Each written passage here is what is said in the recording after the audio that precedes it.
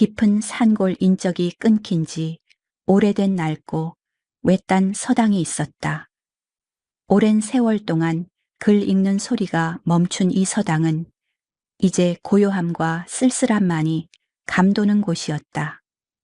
학구라는 젊은 선비는 가난했지만 글 공부에 대한 뜻이 굳어 속세의 번잡함을 피해 이곳 서당을 홀로 찾아왔다. 서당은 낡았지만 학구는 붓을 잡을 수 있다는 사실만으로도 만족했다.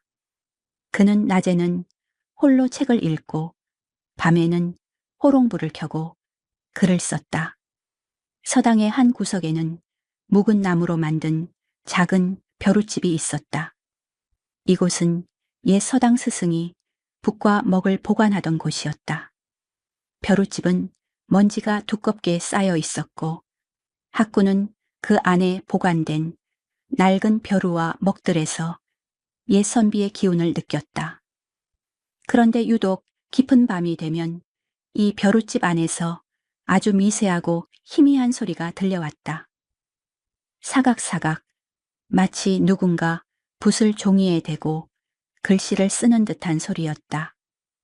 처음에는 벌레 소리려니 했지만 그 소리는 너무나 규칙적이고 끈질겼다. 학구는 잠을 이루지 못하고 소리의 근원을 찾으려 벼룻집 앞으로 다가섰다. 그는 이 낡은 집에 숨겨진 어떤 글자의 비밀이 있음을 직감하며 호롱불을 더 가까이 들었다. 학구는 벼룻집에서 새어나오는 사각사각 소리에 이끌려 벼룻집 주변을 밤마다 탐색했다. 벼룻집은 묵은 나무로 만들어져 있었고 그 표면에는 수많은 세월의 흔적이 곰팡이와 함께 엉겨 있었다. 그는 낮 동안 빛이 충분할 때 벼룻집 안팎을 자세히 살펴보았다. 안쪽에는 낡은 벼루와 다 쓴 먹 조각들이 먼지 속에 놓여 있었을 뿐 글을 쓸 만한 종이나 도구는 보이지 않았다. 그런데 벼룻집 바깥쪽 밖에서 잘 보이지 않는 벽면 구석에서 학구는 이상한 것을 발견했다. 그것은 칼이나 뾰족한 도구로 나무 벽에 새긴 듯한 희미한 글자들이었다. 글자들은 깊게 파여 있지 않았고 오랜 세월의 먼지로 뒤덮여 있어 거의 보이지 않았다. 학구는 조심스럽게 먼지를 털어내고 글자들을 읽으려 했으나 글자들은 너무나 난해하고 불규칙적이었다. 일반적인 문장이나 시의 구절이 아니었고 마치 어떤 암호처럼 단어들이 무작위로 배열된 듯 했다. 글자들은 끊임없이 학구의 호기심을 자극했지만 그 의미는 쉽게 드러나지 않았다. 밤이 되자 다시 그 미세한 사각사각 소리가 벼룻집 안에서 울려 퍼지기 시작했다.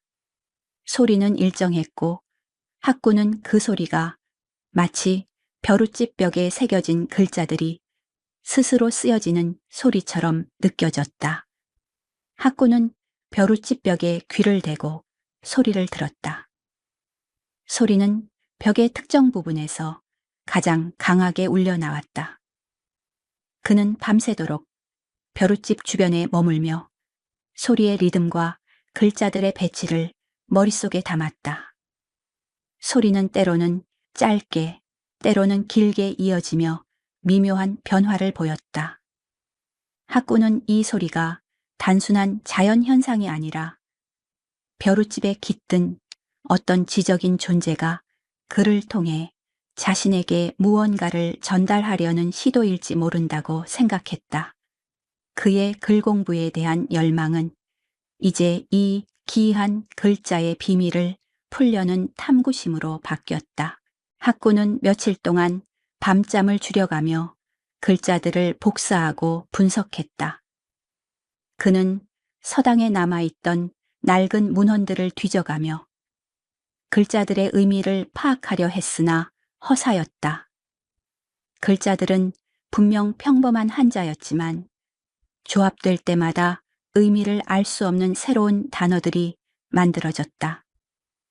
학구는 이 글자들이 시간에 따라 변하는 어떤 움직임을 보이고 있음을 감지했다. 어둠 속에서 벼룻집을 바라보던 학구는 문득 벽에 새겨진 글자들, 주변의 미세한 떨림을 발견했다. 그 떨림은 벼룻집 전체가 아닌 글자가 새겨진 나무 부분에서만 느껴졌다. 그리고 이 떨림이 곧 사각사각 소리를 만들어내는 근원임을 깨달았다. 학구는 이 낡은 벼룻집에 글자로 된 비밀이 숨겨져 있으며 그 비밀은 글공부의 지혜를 가진 이에게만 허락될 것임을 직감했다. 그의 탐색은 계속되었고 벼룻집의 고요하고 정적인 묘사는 독자에게 편안함 속에 긴장감을 주었다. 학구는 벼룻집 벽에 새겨진 글자들의 기이한 움직임과 소리에 대한 진실을 확인하기 위해 마을로 내려갔다. 서당은 마을에서 꽤 멀리 떨어져 있었고 마을 사람들은 서당을 잊은 듯 일상에만 몰두하고 있었다. 학구는 마을의 가장 연장자인 이장을 찾아가 서당과 벼룻집에 얽힌 옛 이야기를 물었다. 이장은 서당에 대한 이야기를 꺼내자마자 얼굴이 굳어졌다. 그의 표정에는 깊은 두려움과 함께 어떤 불편함이 서려 있었다. 이장은 학구의 질문에 직접적으로 대답하는 것을 회피하며 목소리를 낮춰 말했다. 젊은 선비, 그 서당은 이제 글공부가 멈춘 지 오래된 곳이요. 특히 그 벼룻집은 옛 스승님의 유품이 남아있는 곳이니 함부로 건드려서는 안 될 것이요. 그저 조용히 책만 읽다가 떠나시오. 학구는 이장의 경고에서 단순한 미신이 아닌 서당의 폐쇄와 관련된 숨겨진 비밀이 있음을 직감했다. 그는 끈질기게 옛 스승에 대해 물었다. 이장은 마지못해 이야기를 시작했다. 수십 년 전 이 서당에는 명망 높은 스승이 계셨고 많은 젊은이들이 그를 배우기 위해 모여들었다고 했다. 그러나 어느 날 그 스승이 홀연히 사라지는 사건이 발생한 후 서당은 급격히 쇠락하여 결국 문을 닫았다는 것이다. 스승님은 마치 공기처럼 사라지셨소. 아무도 그분의 시신이나 흔적을 찾지 못했지. 마을 사람들은 스승님이 세상의 더러움에 염증을 느껴 산속으로 홀로 들어갔다고 믿기도 했지만 일각에서는 마을의 어떤 불길한 사건과 관련이 있다는 소문도 돌았소. 이장은 말을 흐리며 더 이상 구체적인 이야기는 해주지 않으려 했다. 그는 학구에게 다시 한번 서당, 특히 벼룻집에 대한 호기심을 접으라고 강하게 당부했다. 그의 눈빛은 간절했다. 이장의 회피와 미스터리한 스승의 실종 이야기는 학구의 의혹을 더욱 증폭시켰다. 만약 스승이 단순히 떠난 것이라면 왜 그 낡은 벼룻집에서 밤마다 글자가 새겨지는 듯한 소리가 들려오는 것일까? 그리고 왜 이장은 그토록 벼룻집에 접근하는 것을 꺼리는 것일까? 학구는 스승의 실종이 자의적인 선택이 아니라 벼룻집에 얽힌 어떤 강제적인 사건의 결과일지도 모른다고 생각했다. 학구는 마을을 떠나 다시 서당으로 돌아왔다. 밤이 되자 어김없이 벼룻집에서 사각사각 소리가 들려왔다. 이제 그 소리는 학구에게 단순한 현상이 아니었다. 그것은 사라진 스승이 세상에 전하려 했던 봉인된 진실의 속삭임처럼 느껴졌다. 학구는 이장의 경고를 무시하고 스승이 남긴 이 기이한 글자들을 해독하여 그분의 실종에 얽힌 진실을 밝혀내야 할 의무를 느꼈다. 낡은 서당의 고요함 속에서 학구의 탐구는 더욱 깊어졌다. 그는 호롱불을 밝히고 벼룻집 벽에 새겨진 난해한 글자들을 다시 한번 응시했다. 학구는 이 장의 경고를 뒤로 하고 그날 밤부터 벼룻집에 대한 본격적인 관찰을 시작했다. 그는 밤의 어둠 속에서 벼룻집 벽을 면밀히 살폈다. 사각사각 소리가 규칙적으로 울려 퍼지는 가운데 학구는 호롱불을 최대한 가까이 대고 벽에 새겨진 희미한 글자들을 응시했다. 그는 눈을 깜빡이는 짧은 순간조차 놓치지 않으려 했다. 한참 동안의 집중 끝에 학구는 놀라운 현상을 목격했다. 밤이 깊어지면서 벽에 새겨진 글자들 중 일부가 아주 미세하게 변화하고 있었다. 어떤 글자의 획이 조금 더 깊어지거나 길어졌고 어떤 글자의 주변에는 눈으로는 거의 식별하기 어려운 새로운 미세한 획이 추가되고 있었다. 이 변화는 매우 느리고 점진적이어서 찰나의 순간에 포착하기는 불가능했다. 이 변화가 바로 사각사각 소리의 근원이었던 것이다. 학구는 이것이 단순한 착시나 자연현상이 아님을 확신했다. 이것은 분명히 스승이 남긴 살아있는 기록이었다. 마치 벽 자체가 벼루가 되어 글자들이 매일 밤 스스로를 다듬고 수정하며 어떤 최종적인 메시지를 완성해 가고 있는 듯했다. 학구는 이 기이한 글자들을 변화하는 글자라 이름 붙이고 매일 밤 변화의 패턴을 기록하기 시작했다. 그는 변화의 패턴을 분석하면서 글자들이 무작위로 변하는 것이 아님을 발견했다. 글자들은 서로 연결된 듯한 의미를 형성하려 했고 특히 특정 방향을 가리키는 듯한 획들이 눈에 띄게 늘어났다. 예를 들어 벽 B이라는 글자에는 아래쪽으로 뻗는 획이 더해졌고 열카이이라는 글자에는 문을 미는 듯한 힘이 느껴지는 획이 보강되었다. 학구는 글자들의 의미가 서당 벽과 열린다는 단어에 집중되고 있음을 파악하고 자신의 생각이 맞다면 이 글자들이 단순한 메시지가 아니라 벼룻집 벽 어딘가에 숨겨진 비밀 장치를 작동시키는 비밀 구절일 수 있다고 추론했다. 그는 낮에 이 장의 경고를 들었을 때 느꼈던 두려움을 떨쳐내고 진실을 밝혀내야 한다는 열망에 사로잡혔다. 그는 밤새 기록한 글자들의 변화와 이전에 발견했던 희미한 글자들의 조합을 연결해 보았다. 가장 변화가 활발하고 강조되는 글자들을 순서대로 배열해 보니 벼룻집 벽에 그림자 진 곳을 3번 짚고 5번째 글자를 누르면 진실이 스스로 모습을 드러낸다는 의미를 가진 암시적인 문장이 완성되었다. 글 공부를 통해 얻은 총명함이 아니었다면 결코 해독할 수 없는 스승의 지혜가 담긴 방식이었다. 학구는 그날 밤 잠을 완전히 포기하고 호롱불을 들고 벼룻집 앞에 섰다.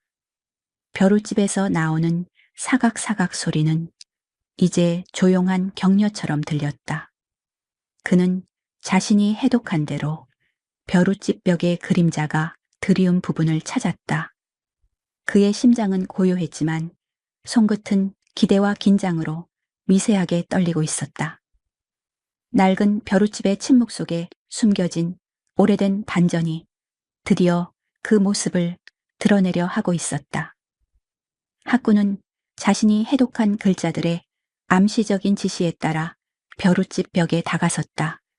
글자들이 가리킨 그림자 진 곳은 벼룻집의 가장 구석빛이 잘 닿지 않아 늘 어두컴컴한 부분이었다.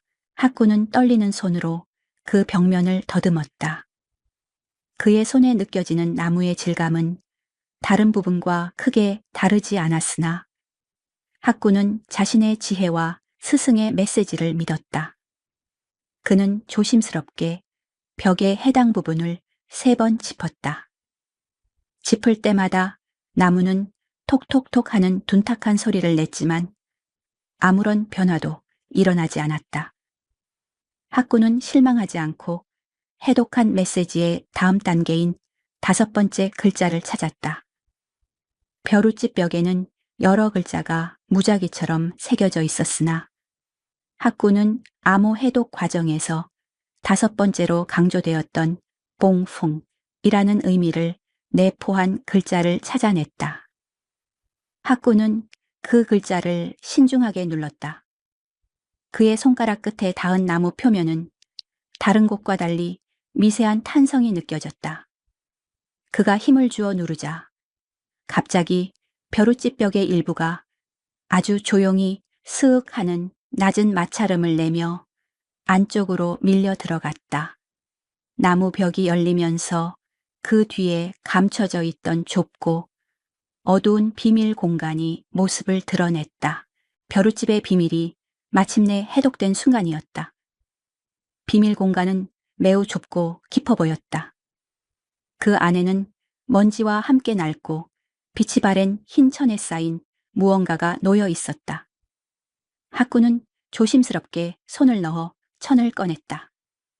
천을 풀자 안에는 종이나 먹물이 아닌 묵직하고 거친 표면의 작은 돌덩이 하나와 바싹 마른 종이 쪽지가 들어 있었다.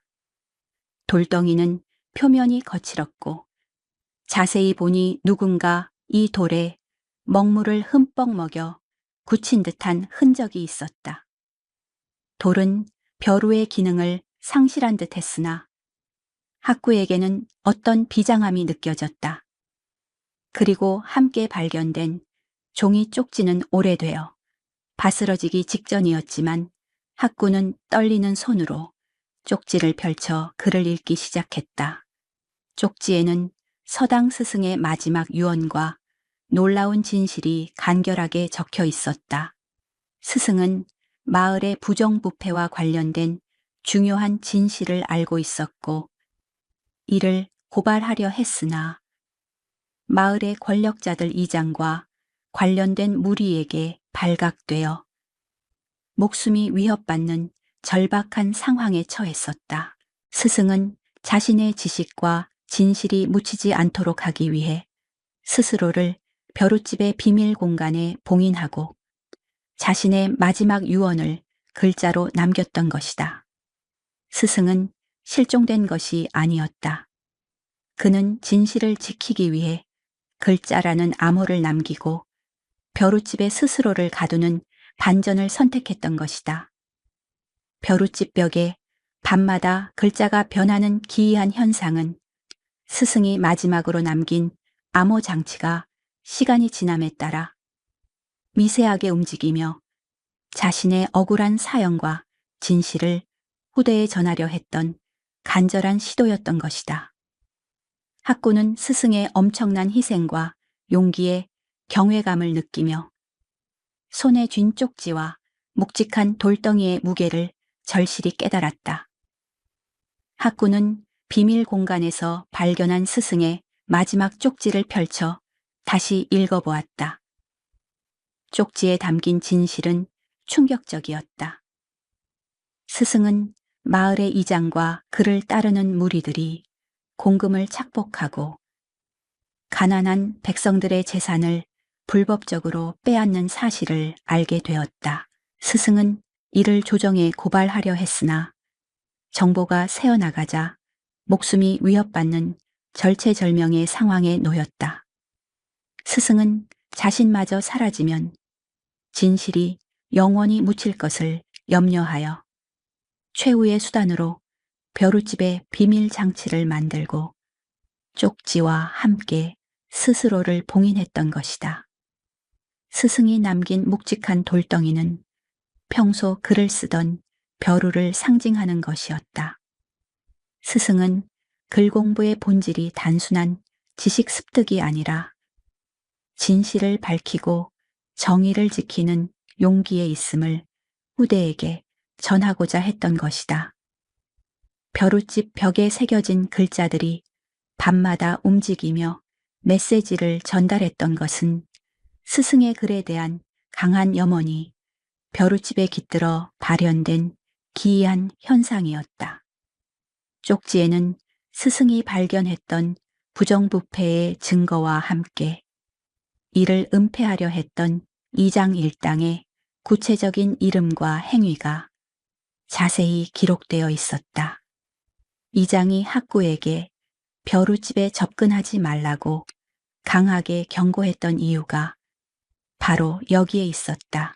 이장은 스승의 실종에 대한 죄책감뿐만 아니라 스승이 남긴 진실의 글자가 언젠가 세상에 드러날까봐 두려워했던 것이다.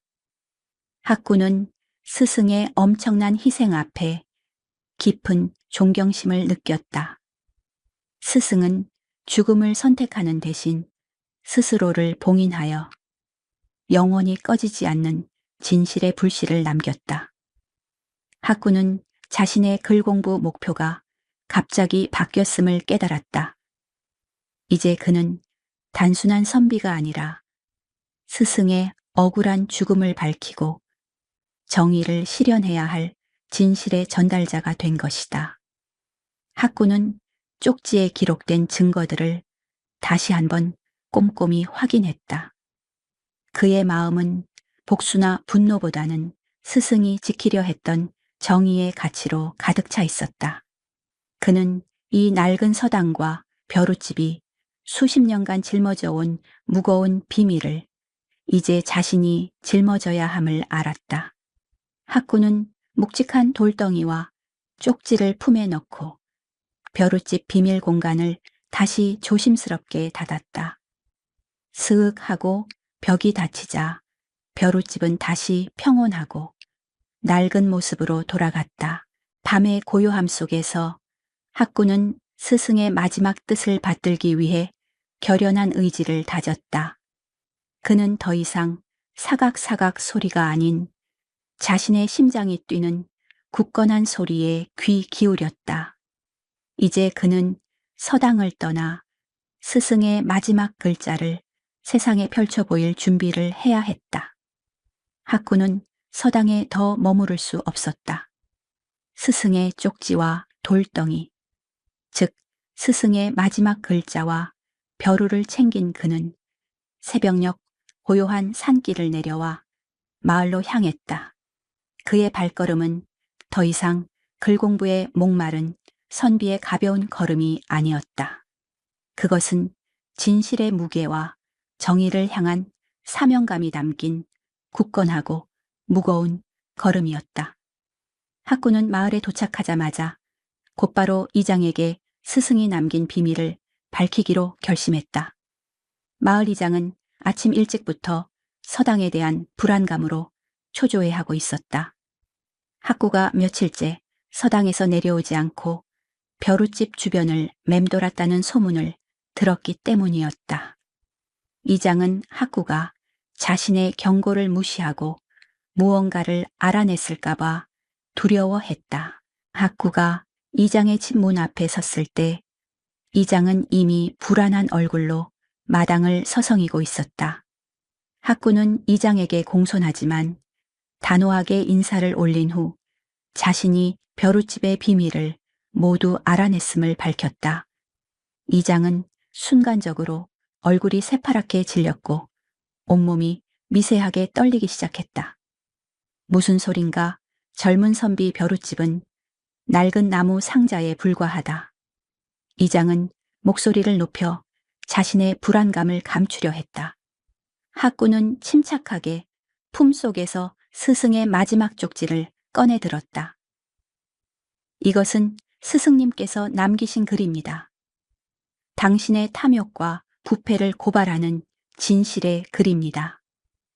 학구는 쪽지에 적힌 스승의 사연과 이장 일당이 저지른 부정부패의 구체적인 내용들을 읽어내려갔다. 학구의 부드러우면서도 단호한 목소리는 새벽의 고요함을 깨뜨렸다.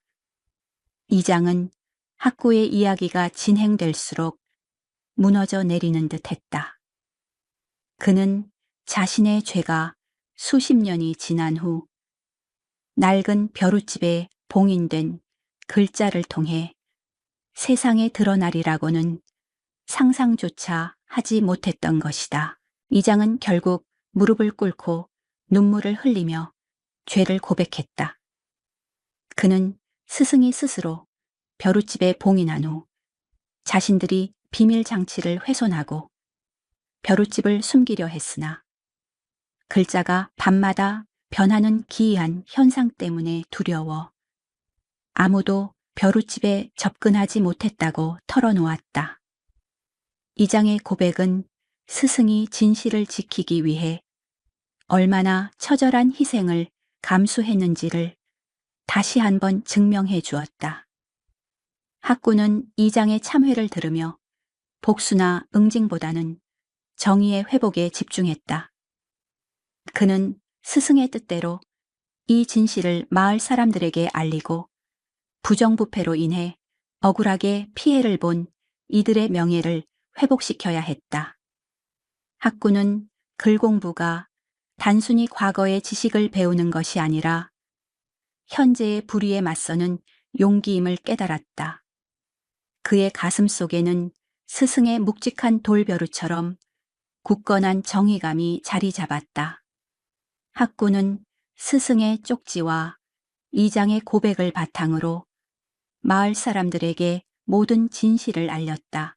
마을 사람들은 오랫동안 서당 스승의 실종을 둘러싼 미스터리와 이장의 부패로 인한 고통이 낡은 벼룻집에 숨겨져 있었음을 알고 충격에 빠졌다.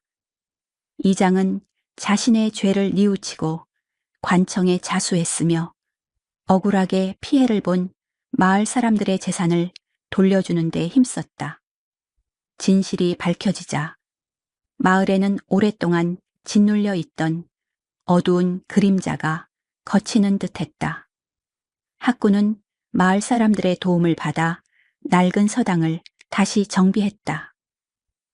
벼룻집은 더 이상 비밀이 봉인된 공간이 아니었다. 학구는 스승이 남긴 묵직한 돌벼루를 서당의 가장 잘 보이는 곳에 모셔두었다. 이 돌벼루는 스승의 지혜와 용기를 상징하는 성물처럼 여겨졌다. 학구는 벼룻집 벽을 깨끗이 정비하고 그 위에 스승의 마지막 유언을 온전히 다시 새겨 넣었다. 이제 밤이 되어도 사각사각 하는 기이한 소리는 들려오지 않았다. 벼룻집은 임무를 완수하고 영원한 평온을 얻은 것이다. 대신 서당에서는 학구가 글을 읽는 맑고 잔잔한 목소리가 울려 퍼졌다. 학구는 서당을 다시 열고 마을 아이들에게 글을 가르치기 시작했다.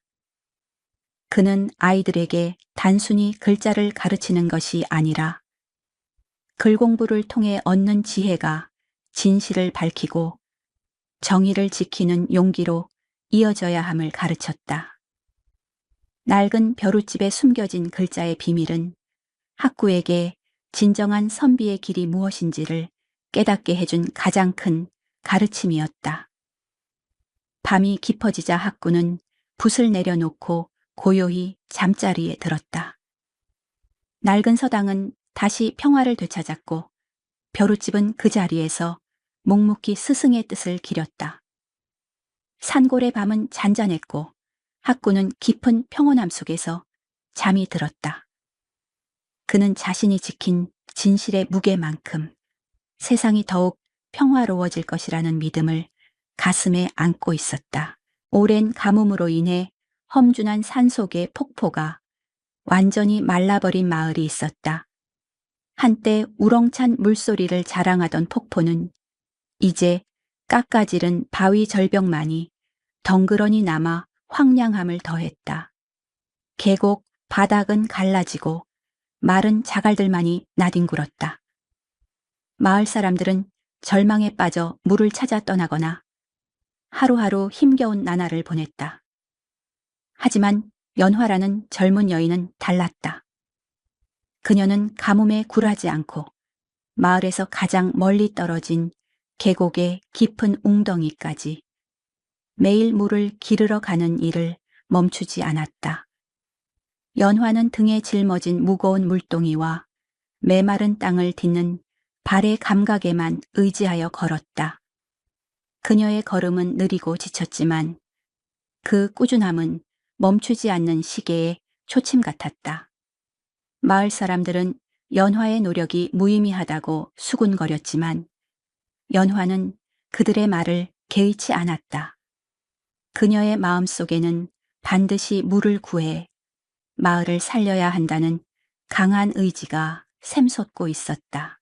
특히 그녀는 물이 마른 폭포 아래 거대한 바위 절벽에서 희미하게 들려오는 어떤 울림소리에 호기심을 느꼈다. 그 소리는 바람 소리 같기도 하고 혹은 깊은 곳에서 무언가가 속삭이는 듯도 했다. 연화의 물 깃는 여정은 단순한 노동이 아닌 절망을 극복하려는 그녀의 간절한 꿈을 향한 발걸음이었다. 연화의 하루는 해가 뜨기 전 칠흑 같은 어둠 속에서 시작되었다. 그녀는 2개의 물동이를 지게에 얹고 마른 폭포 아래의 황량한 계곡길을 따라 걸었다. 계곡길은 자갈과 마른 흙으로 덮여 있었고 미끄럽고 험준하여 발을 잘못 디디면 쉽게 다칠 수 있었다. 연화는 오직 발바닥이 땅에 닿는 감각과 지게에 얹힌 물동이의 무게, 중심에만 의지하여 걸었다. 그녀의 걸음은 느리고 일정하여 흙먼지를 최소한으로 일으켰다. 마른 폭포는 그 자체로 마을의 절망을 상징하는 거대한 상처였다. 폭포 아래에는 오랜 세월 동안 물이 깎아 만든 깊은 소처가 있었으나 이제 그곳은 메마른 바닥을 드러낸 채 황량했다. 연화는 이 소를 지나칠 때마다 마음이 아팠지만 절망에 빠지지 않으려 애썼다. 그녀는 묵묵히 폭포 바위를 올려다보았다. 거대한 바위 절벽은 물줄기가 쏟아지던 자리에 흰 물자국만을 희미하게 남긴 채 침묵하고 있었다. 매번 폭포 아래를 지날 때마다 연화는 거대한 폭포 바위에서 이상한 울림소리를 들었다. 소리는 낮고 희미했지만 마치 바위의 깊은 곳에서 어떤 에너지가 갇혀 빠져나가려 하는 듯한 진동이었다. 소리는 웅, 웅 하고 규칙적인 간격을 두고 울려 퍼졌다. 연화는 그 소리가 바위 속에 갇힌 옛 폭포의 기억이 아닐까 생각하곤 했다. 마을 사람들은 그저 바람 소리나 바위가 열기에 팽창하는 소리라고 치부했지만 연화에게는 그 소리가 어떤 간절한 속삭임처럼 들렸다. 연화가 물을 깃는 곳은 폭포에서 몇 리 떨어진 깊은 산골짜기, 아직 마르지 않은 작은 샘이었다. 그곳까지 가는 길은 더욱 험난했고 돌아오는 길에는 무거운 물동이의 무게까지 더해져 연화의 어깨는 늘 붉게 짓물려 있었다. 무거운 물동이의 물이 흔들릴 때마다 연화의 몸은 휘청거렸지만 그녀는 넘어지지 않으려 온몸의 근육을 긴장시켰다. 물동이에 담긴 물의 출렁이는 소리와 그녀의 힘든 숨소리만이 고요한 산속에 울려 퍼졌다. 연화는 자신의 고통에 집중하는 대신 물동이 속의 맑은 물이 마을 사람들에게 가져다 줄 희망에 집중했다. 그녀의 끈기는 절망에 빠진 마을 사람들에게 작은 위안이 되었다. 마을의 노인들은 연화의 꾸준함을 보며 저 아이의 노력이 이 가뭄을 끝낼지도 모른다고 속삭이곤 했다. 연화의 물 깃는 여정은 단순한 노동이 아니라 인간의 의지가 자연의 시련에 맞서는 조용한 의식처럼 이어졌다. 그녀의 느리고 고된 발걸음은 절망으로 가득 찬 황량한 계곡에 굳건한 생명의 리듬을 불어넣고 있었다. 연화는 다시 폭포 아래를 지났다. 바위에서 들려오는 웅, 웅 하는 소리는 연화의 굳은 의지와 공명하며 더욱 선명하게 느껴졌다. 연화는 마른 폭포 아래 거대한 바위에서 들려오는 기이한 웅 소리를 무심히 넘길 수 없었다. 그 소리는 절망적인 가뭄 속에서도 연화의 마음을 사로잡았고 폭포 어딘가에 아직 마르지 않은 생명의 근원이 숨어 있을지도 모른다는 희미한 희망을 품게 했다. 그녀는 마을의 원로이자 폭포에 얽힌 전설을 가장 잘 알고 있는 노인을 찾아갔다. 노인은 연화가 길어온 귀한 물 한 모금을 조심스럽게 마신 후 연화의 끈기와 노력을 칭찬하며 폭포에 얽힌 오래된 전설을 이야기해 주었다.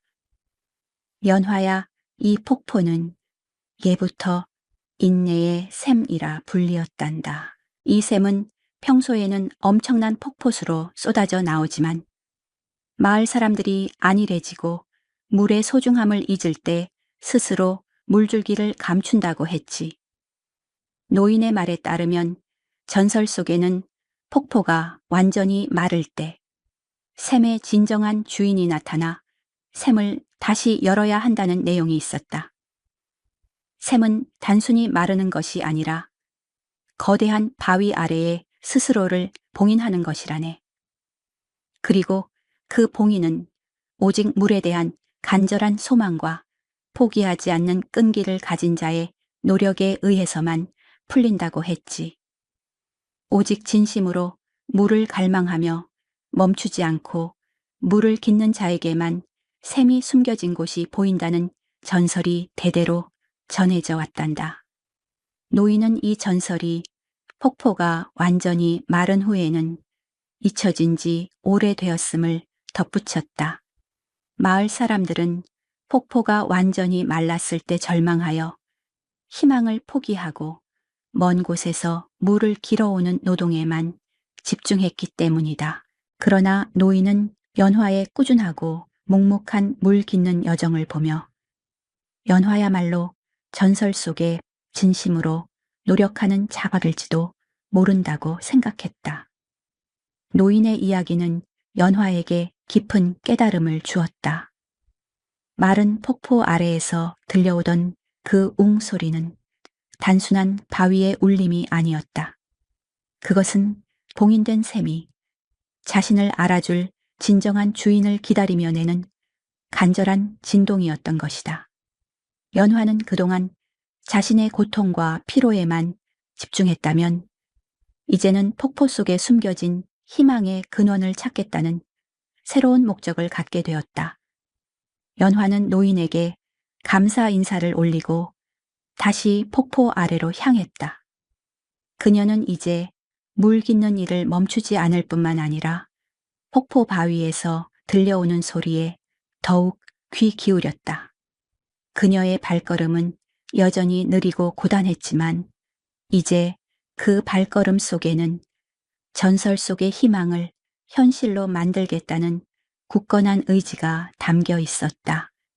연화는 물을 기르면서도 폭포 바위를 쳐다보는 시간이 늘어났다.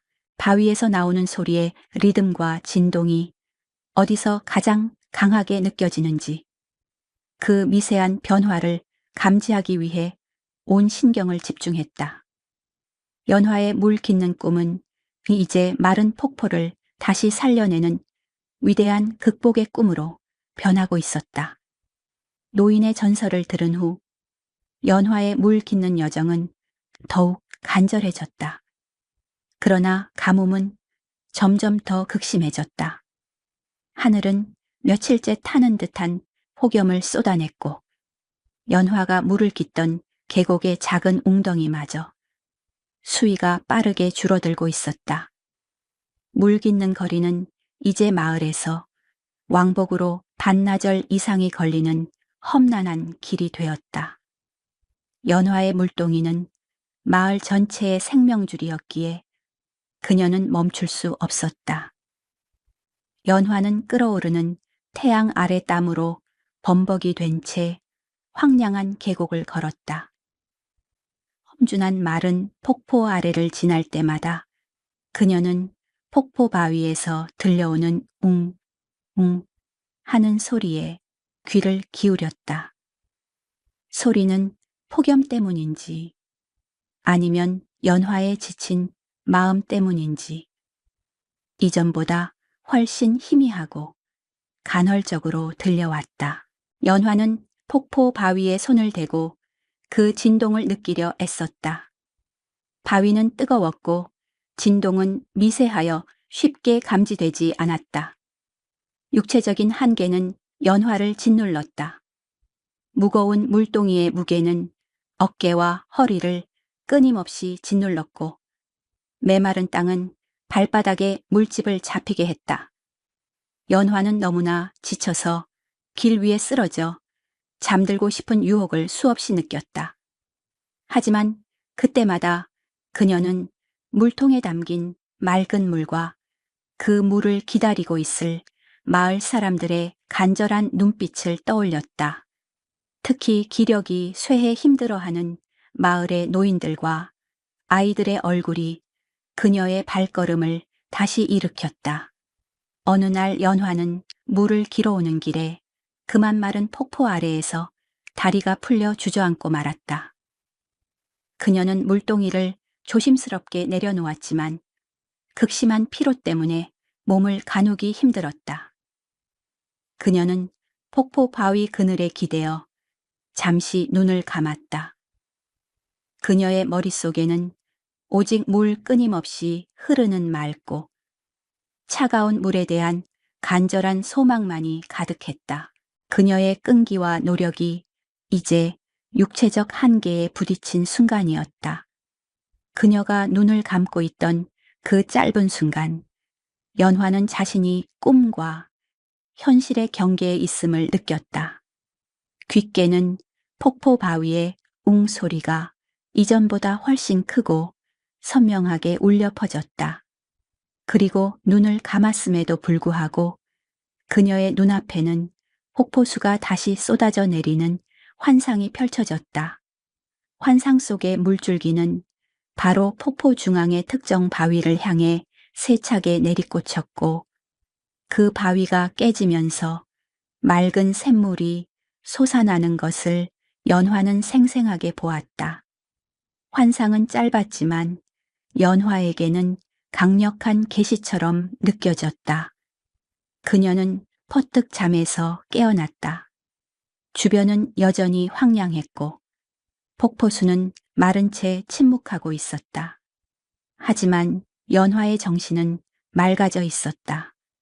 그녀는 꿈속에서 폭포수가 내리꽂히던 특정 바위의 위치를 정확하게 기억했다. 그리고 그 바위 주변에서 들려오던 웅 소리가 이전보다 훨씬 강력하게 진동하고 있음을 느꼈다. 연화는 이 소리가 절망적인 가뭄 속에서도 포기하지 않았던 그녀의 멈추지 않는 노력에 대한 자연의 응답임을 깨달았다. 이제 그녀의 극복은 물 깃는 노동을 넘어 희망의 샘을 직접 찾아내는 도전으로 바뀌었다. 극도의 피로 속에서 꾸었던 짧은 꿈은 연화에게 새로운 활력을 불어넣었다. 그녀는 즉시 꿈에서 본 폭포 바위를 향해 걸음을 옮겼다. 그 바위는 마른 폭포 중앙 수천 년 동안 물줄기를 맞았을 법한 가장 두꺼운 바위였다. 연화는 바위에 가까이 다가가자 웅 하고 울려 퍼지던 소리가 이제는 바위 내부에서 직접 솟아나오는 듯한 강한 진동으로 느껴짐을 확인했다. 바위의 표면에 귀를 대자 아주 희미하지만 분명하게 물 흐르는 소리가 들려왔다. 샘은 바위 깊은 곳에 봉인된 채 자신의 존재를 연화에게 알리려 애쓰고 있었던 것이다. 연화는 노인의 전설을 다시 떠올렸다. 오직 끈기와 간절함을 가진 자에게만 봉인이 풀린다는 그 이야기, 그녀의 멈추지 않는 물 깃는 노력이 마침내 이 바위 속 샘의 비밀을 열 기회를 가져다 준 것이다. 연화는 가져온 물동이를 조심스럽게 바위 옆에 내려놓고 바위를 뚫기 위한 방법을 생각했다. 그녀에게는 괭이나 정 같은 도구가 없었다. 오직 자신의 맨손과 바위 주변에 굴러다니는 단단한 돌멩이들 뿐이었다. 연화는 절망하지 않았다. 그녀는 가장 단단하고 날카로운 돌멩이를 찾아들었다. 그리고 꿈속에서 폭포수가 내리꽂히던 지점, 즉 바위 표면에 눈에 띄지 않는 미세한 틈이 있는 곳을 향해 돌멩이를 내려치기 시작했다. 탁, 탁, 탁. 돌멩이가 바위를 때리는 소리는 고요한 계곡에 울려 퍼졌으나 거대한 바위에는 조그만 흠집조차 나지 않았다. 하지만 연화는 포기하지 않았다. 그녀는 쉼 없이 일정한 리듬으로 바위를 두드렸다. 그녀의 손은 곧 붉게 부어오르고 피가 나기 시작했지만 연화는 고통에 집중하는 대신 바위 속에서 들려오는 희미한 물소리에만 집중했다. 그 소리는 그녀에게 계속 나아가라고 멈추지 말라고 속삭이는 듯했다. 그녀의 행위는 단순한 바위 깨기가 아니라 수많은 세월 동안 자연의 시련과 절망에 맞서 싸워온 인간의 불굴의 의지를 바위에 새기는 행위와 같았다. 폭염 속에서 땀이 비 오듯 쏟아졌지만 연화는 잠시도 쉬지 않았다. 그녀의 눈빛은 강했고 입술은 굳게 다물려 있었다. 바위를 때리는 탁탁탁 소리의 리듬은 점점 빨라졌다가 다시 느리고 끈기 있는 리듬으로 바뀌기를 반복했다. 연화는 이 노력이 헛되지 않을 것임을 확신했다. 그녀의 멈추지 않는 노력.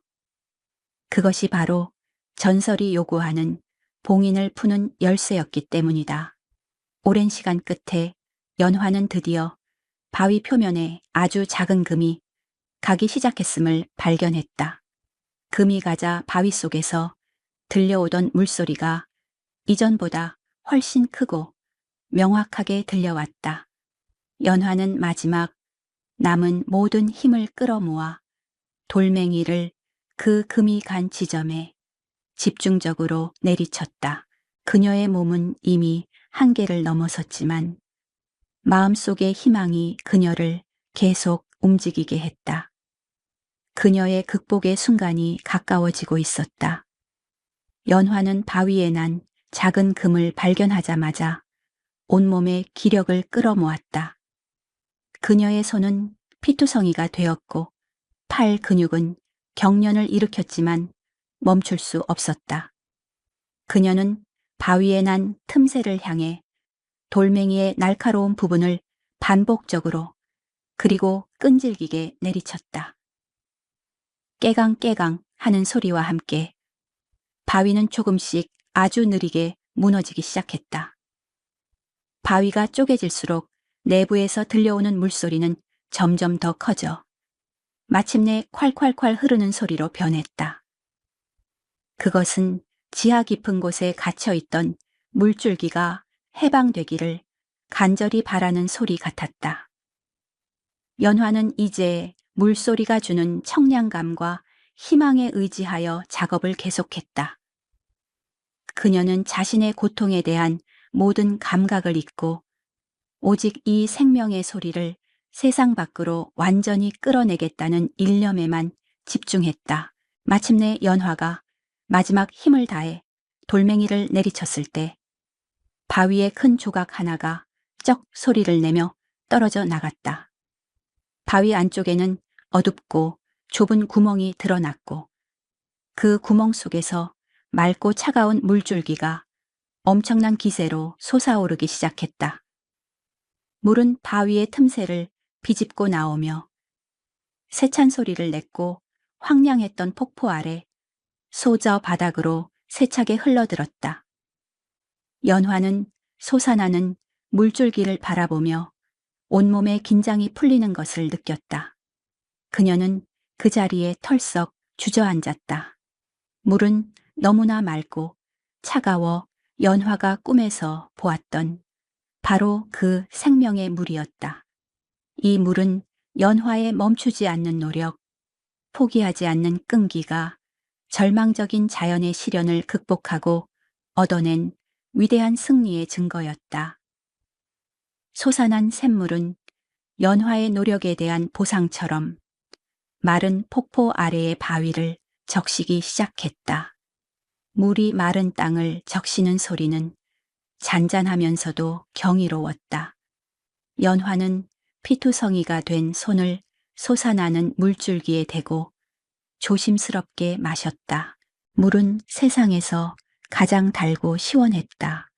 그녀의 온몸의 피로가 한순간에 씻겨 내려가는 듯했다. 하지만 연화는 곧바로 자리에서 일어났다. 그녀는 이 샘물의 존재를 마을에 알리는 것을 잠시 주저했다. 만약 마을 사람들이 이 샘물을 알게 되면 너도 나도 달려와 물을 길어가려 할 것이고 가뭄이 완전히 해소되기 전에 이 귀한 샘물마저 빠르게 고갈될지 모른다는 우려가 들었다. 연화는 물의 소중함을 누구보다 잘 알고 있었다. 그녀는 이 샘물을 마을 전체의 희망으로 키워나가야 한다고 생각했다. 연화는 조용히 자신의 물동이에 새로 솟아난 샘물을 가득 채웠다. 그리고 깨진 바위 조각들을 이용하여 샘물의 입구를 최대한 작게 가려놓았다. 연화는 다시 험준한 계곡길을 따라 마을로 돌아갔다. 그녀의 물동이는 이제 훨씬 더 무거웠지만 그녀의 발걸음은 가벼웠다. 그녀는 이제 물 깃는 노동을 넘어 마을 전체의 샘을 보호하는 조용한 수호자의 역할을 시작하기로 결심했다. 이 샘물은 연화의 조용한 희생과 헌신을 통해 마을에 새로운 생명을 불어넣을 준비를 하고 있었다. 연화는 마른 폭포 아래에서 발견한 샘물의 비밀을 철저히 지켰다. 그녀는 매일 새벽 마을 사람들이 잠든 사이에 몰래 폭포로 향했다. 그녀는 새로 발견한 샘물에서 물동이를 채웠지만 마을에는 마치 먼 계곡에서 길어온 것처럼 행동했다. 그녀는 솟아나는 샘물의 입구를 돌로 작게 가려 놓았기에 물을 깃는데 시간이 오래 걸렸지만 그 샘물을 지켜야 한다는 책임감이 그녀를 지탱했다. 연화의 물 깃는 횟수가 늘어나고 마을 사람들에게 공급되는 물의 양이 미세하게 증가하자 마을 사람들은 놀라기 시작했다. 그들은 여전히 폭염과 가뭄을 한탄했지만 연화가 가져오는 물 덕분에 절망 속에서도 작은 희망을 놓지 않을 수 있었다. 연화의 물은 깨끗하고 차가웠기에 사람들은 저 아이가 기르는 곳에는 어떤 신령한 물이 있음에 틀림없다고 속삭였다. 그러나 연화는 묵묵히 자신의 일을 계속할 뿐 샘물의 비밀을 입 밖에 내지 않았다. 이 조용한 희생은 연화에게 또 다른 시련을 안겨주었다. 그녀는 샘물의 비밀을 지키기 위해 밤낮 없이 일해야 했고 육체적 피로는 극한에 달했다. 그녀는 물을 깃는 험한 길을 걸을 때마다 마을 전체의 희망을 짊어지고 가는 듯한 무거운 책임감을 느꼈다. 하지만 폭포 아래 바위에서 솟아나는 샘물이 점차 그 양을 늘려가는 것을 볼 때마다 연화는 큰 보람을 느꼈다. 노인은 연화의 미묘한 변화를 감지했다. 연화의 물 깃는 노동은 이전보다 훨씬 힘겨워 보였지만 그녀의 눈빛은 더욱 맑고 확신에 차 있었다. 노인은 연화가 폭포 아래에서 어떤 기적을 발견했음을 직감했지만 묻지 않았다. 그는 연화의 헌신적인 노력이 전설 속의 약속을 지켜내고 있음을 알았기에 그녀의 조용한 결정을 존중했다. 노인은 연화에게 따뜻한 차와 약초를 건네며 그녀의 건강을 조용히 살폈다. 며칠이 더 지나자 연화가 샘물의 입구를 가려놓았던 바위 틈에서도 물줄기가 넘쳐 흐르기 시작했다. 연화의 꾸준한 노력이 지하 샘물의 수맥을 완전히 터지게 만든 것이다. 이제 물줄기는 더 이상 작은 샘이 아니었다. 맑고 풍부한 물이 마른 폭포 절벽을 따라 조금씩 흘러내리기 시작했다. 수십 년 동안 말라있던 폭포 바위에 물이 닿자 주변에 메말랐던 이끼와 풀들이 기적처럼 생기를 되찾았다. 연화는 이 광경을 보며 기쁨을 감추지 못했다. 그녀의 멈추지 않는 노력과 조용한 희생이 마침내 결실을 맺은 것이다. 이제 샘물은 더 이상 비밀로 지킬 필요가 없었다. 물줄기는 점점 굵어져 작은 폭포의 형태를 갖추기 시작했다. 연화는 이제 마을 사람들에게 이 희망의 소식을 전해야 할 때가 왔음을 알았다. 그녀의 불굴의 극복 의지는 절망에 빠진 마을 전체에 새로운 생명을 가져다 주었다. 연화는 폭포수가 다시 흐르기 시작한 새벽 마을로 돌아가 모든 사람들에게 기쁜 소식을 알렸다. 마을 사람들은 반신반의하며 연화를 따라 마른 폭포 아래로 향했다. 그들이 도착했을 때 수십 년간 침묵했던 폭포 바위에서는 맑고 힘찬 물줄기가 솟아나 절벽을 따라 시원하게 흘러내리고 있었다. 물줄기는 아직 옛 폭포의 웅장함에는 미치지 못했지만 생명의 기적 그 자체였다. 마을 사람들은 환호하며 폭포 아래로 달려가 물을 마셨다. 그들은 연화의 멈추지 않는 노력과 헌신적인 희생이 이 기적을 낳았음을 깨닫고 그녀에게 감사와 존경을 표했다. 노인은 연화에게 다가와 전설은 이루어졌다. 너의 간절한 소망과 꾸준함이 바위의 봉인을 풀었구나 라고 축복했다.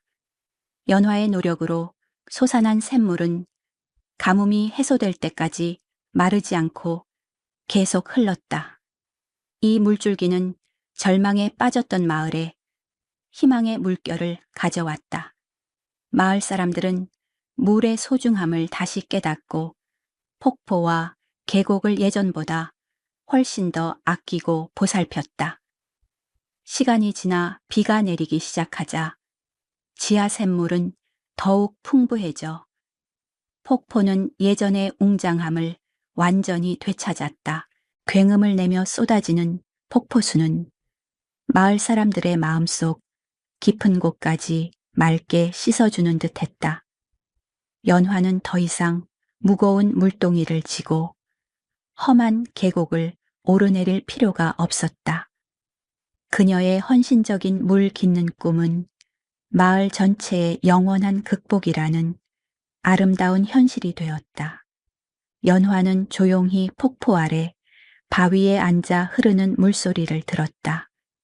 그 소리는 과거 바위 속에서 들려오던 웅, 웅 하는 간절한 울림 대신 평온하고 만족스러운 축복의 소리로 변해 있었다. 그녀는 자신의 멈추지 않는 작은 노력이 큰 시련을 극복하고 기적을 만들 수 있다는 진정한 깨달음을 얻었다. 폭포의 물소리는 잔잔한 리듬을 타고 흐르며 연화는 그 평온함 속에서 깊고 달콤한 잠에 빠져들었다. 깊은 산속 인적이 드문 곳에 묵은 기와와 오래된 종각이 서 있는 사찰이 있었다. 이 사찰의 종소리는 예부터 마을 사람들에게 시간을 알려주고 마음을 평온하게 해주는 영원한 약속과도 같았다. 그러나 최근 그 종소리가 갑자기 멈추었다. 범준이라는 젊은 스님은 종소리가 멈춘 사찰에 새로 부임했다. 그는 끊임없이 울려야 할 종이 침묵하고 있다는 사실에 의아함을 느꼈다. 종은 멀쩡했고 종각 역시 훼손된 흔적이 없었다. 범주는 매일 새벽 멈춘 종각에 올라 종을 바라보았다. 종은 거대했고 묵직했으나 종을 치는 나무 막대인 닭목, 추악무을 가져다 대면 땡 하고 맑게 울려야 할 소리가 먹먹 하고 둔탁하게 울리며 금세 사그라들었다. 마치 종이 스스로 소리를 내는 것을 거부하는 듯 했다. 마을 사람들은 종소리가 멈춘 후 불안해했고 이는 사찰과 마을 사이에 어떤 깊은 인과관계가 얽혀 있음을 짐작하게 했다. 범주는 이 묵은 사찰의 종소리가 멈춘 이유를 찾아 사찰에 깃든 침묵의 비밀을 풀어내야 한다고 생각했다. 그의 탐구는 고요하고 느린 발걸음으로 시작되었다. 범준 스님은 종소리가 멈춘 이유를 찾기 위해 종각을 더욱 면밀히 탐색하기 시작했다. 그는 매일 아침 종이 침묵하는 상태를 관찰하며 종각의 구조와 종의 표면을 세심히 살폈다. 종각은 묵은 나무로 되어 있었으나 견고했고 종을 매당 굵은 밧줄 역시 튼튼했다. 문제는 오직 종 자체에 있었다. 종은 청동으로 만들어져 수많은 세월을 견뎌낸 듯 짙은 푸른빛을 띠고 있었다. 범주는 땀에 젖은 손으로 종의 거대한 몸체를 구석구석 더듬었다.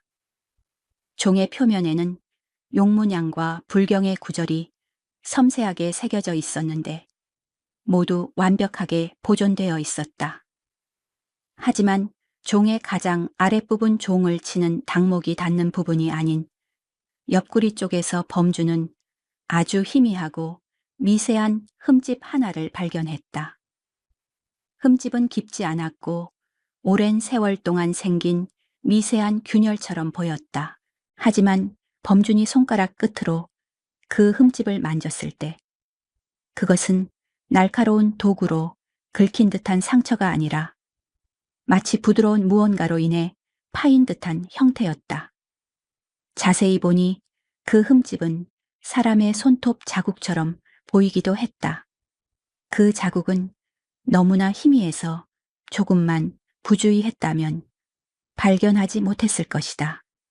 범주는 이 작은 흠집이 종소리가 멈춘 이유와 깊은 관련이 있음을 직감했다. 범주는 다시 닭목을 들어 종을 조심스럽게 쳤다. 댕 하고 울려야 할 종소리는 여전히 먹먹 하고 둔탁하게 울렸고 소리는 길게 이어지지 못하고 급하게 사그라들었다. 종소리의 힘이 그 흠집 부분에서 흡수되어 사라지는 듯한 기이한 느낌이었다. 범주는 이 흠집이 종의 물리적인 손상이 아니라 종의 마음에 난 어떤 상처일지도 모른다고 생각했다. 그는 종각 주변의 땅도 파헤쳐 보았다. 종소리는 땅을 진동시키며 마을에까지 울려 퍼지는데 혹시 종각 아래에 종소리를 가로막는 무언가가 묻혀 있을지도 모른다고 생각했기 때문이다. 범주는 삽으로 종각 주변의 묵은 흙을 느리고 조심스럽게 파내려 갔다. 흙 속에서는 오랜 세월 동안 종소리의 진동을 받아 딱딱하게 굳은 자갈과 흙덩이들만 나올 뿐이었다. 그러나 종각 기초석 아래 가장 깊은 곳을 파내려 갔을 때 범주는 흙 속에 묻혀있던 커다란 옹기 하나를 발견했다. 옹기는 묵은 이끼와 흙으로 뒤덮여 있었고 뚜껑은 단단하게 봉인되어 있었다. 범주는 조심스럽게 옹기를 흙 밖으로 끄집어냈다. 종소리가 멈춘 이유가 바로 이 옹기 안에 담겨 있을지도 모른다는 강한 예감이 들었다. 옹기는 묵직했고 그 속에서 어떤 비밀이 골마 터져 나올 듯한 무거운 기운이 느껴졌다. 범주는 종소리의 침묵이 이 옹기의 봉잇과 깊은 인과 관계를 맺고 있음을 직감하며 옹기를 종각 옆에 조심스럽게 내려놓았다.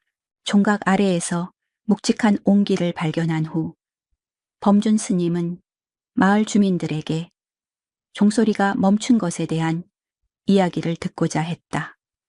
마을 사람들은 사찰의 종소리에 의지하여 하루의 시작과 끝을 정해왔기에 종소리의 침묵은 그들에게 큰 불안감을 안겨주고 있었다. 특히 사찰에 곡식과 공양미를 바치는 일을 맡아 온 마을 주민들 사이에서 불만이 새어나오기 시작했다. 범주는 마을의 가장 연장자인 이장과 몇몇 주민들을 사찰로 불렀다. 주민들은 종소리가 멈춘 것이 사찰에 불경한 일이 생겼기 때문이라고 수군거렸고 사찰에 바치는 공양미와 곡식의 양을 줄여야 한다고 주장했다. 스님, 종소리가 울리지 않는데 저희가 마음의 평온을 얻을 수 있겠습니까? 저희가 정성껏 바치는 곡식의 효험도 사라진 것 같습니다. 한 나이 든 주민이 대표로 나서서 말했다.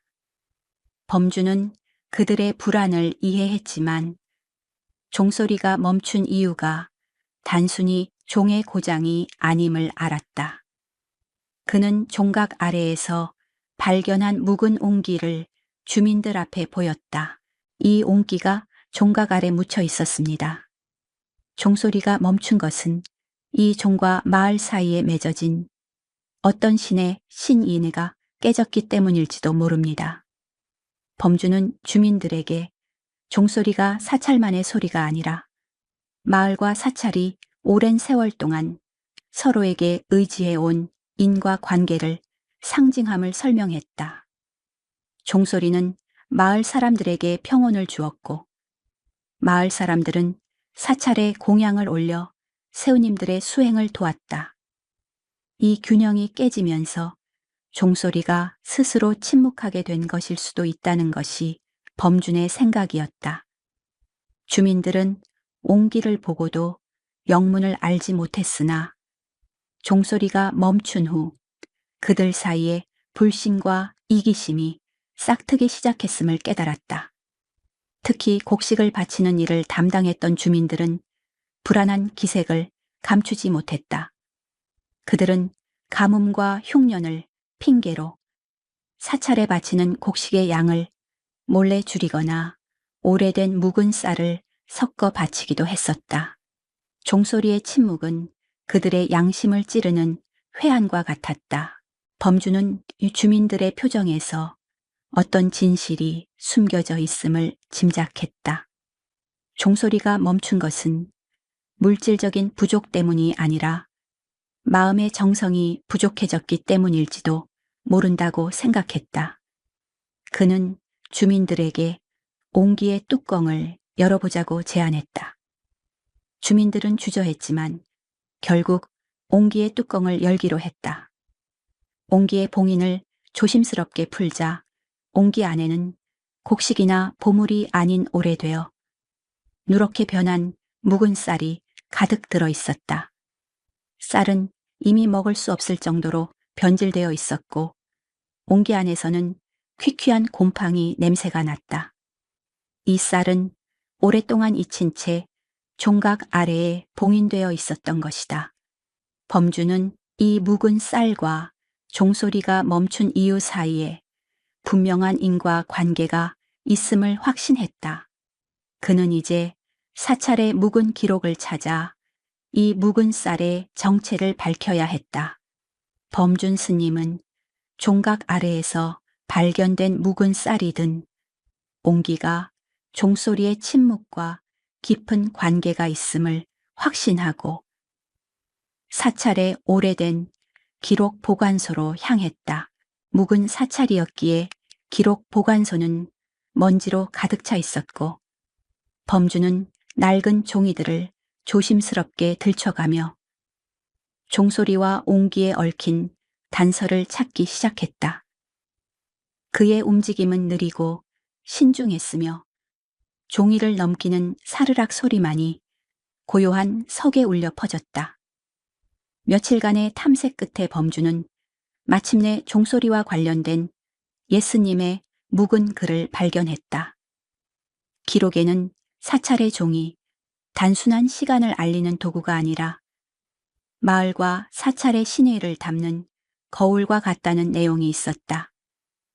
특히 종소리가 멈추는 것은 종 자체의 훼손이 아니라 마음의 양식, 신의이 고갈되었을 때 발생한다는 경고가 적혀 있었다. 그리고 그 글 말미에는 수십 년 전 백성의 양식과 관련된 슬픈 사건에 대한 기록이 희미하게 남아 있었다. 기록에 따르면 과거 극심한 흉년이 들었을 때 사찰의 예수님은 마을 사람들의 굶주림을 덜어주기 위해 사찰이 보유하고 있던 귀한 곡식을 나누어 주기로 결정했다고 한다. 하지만 곡식을 나누어 주기에 앞서 스님은 주민들에게 이 곡식은 훗날 풍년이 들었을 때 반드시 정성껏 채워 넣어 다음 흉년을 대비해야 한다는 엄숙한 약속을 받았다. 그리고 그 약속의 증표로 가장 오래되고 귀한 쌀 일부를 옹기에 담아 종각 아래에 봉인하여 마을의 신의를 상징하게 했다. 그러나 풍년이 돌아오자 마을 사람들은 흉년 때의 약속을 잊고 탐욕에 눈이 멀었다. 그들은 자신들의 배를 채우기에 급급했고 사찰에 약속했던 곡식은 채워넣지 않았다. 심지어 일부 주민들은 스님이 모르는 사이에 사찰에 남아있던 곡식마저 몰래 빼돌려 사익을 취하려 했다. 스님은 주민들의 배신에 깊은 슬픔을 느꼈지만 마을 사람들을 벌하는 대신 조용히 그들의 탐욕과 거짓에 절망했다. 스님의 절망이 깊어지자 놀랍게도 종소리가 스스로 울음을 멈추었다는 것이다. 종은 스님의 마음을 반영하듯 마을 사람들의 신의가 무너진 인과 때문에 소리를 낼 수 없게 되었다. 종각 아래 묵혀있던 옹기의 쌀이 누렇게 변질된 것은 마을 사람들의 변질된 마음의 양식, 신인을 상징하는 것이었다. 범주는 기록을 읽고 깊은 충격에 빠졌다. 종소리가 멈춘 이유, 옹기에 묵은 쌀이 담겨 있던 이유, 그리고 종에 난 희미한 흠집의 의미가 모두 이 과거의 배신과 인과에 연결되어 있었다. 종에 난 흠집은 물리적인 손상이 아니라 스님과 종이 마을 사람들의 탐욕과 불신 때문에 입은 마음의 상처였던 것이다. 범주는 이 인과의 고리를 끊고 사찰과 마을 사이에 잃어버린 신의를 회복시켜야 할 막중한 임무를 깨달았다. 그는 묵은 기록을 조심스럽게 덮고 옹기에 담긴 묵은 쌀을 다시 한번 응시했다. 범준 스님은 사찰 기록을 통해 종소리의 침묵이 마을 사람들의 탐욕과 배신이라는 무거운 인과에서 비롯되었음을 확실히 알게 되었다. 종각 아래에 묻혀있던 묵은 쌀 옹기는 단순한 곡식이 아니라 과거 스님과 마을 주민 사이에 맺어졌던 신뢰의 증표가 변질된 결과를 상징하고 있었다. 종에 난 희미한 흠집은 그 배신으로 인해 종소리가 스스로 멈추면서 생긴 영적인 상처였다. 범주는 이 인과를 풀기 위해 마을 주민들을 다시 사찰로 모았다.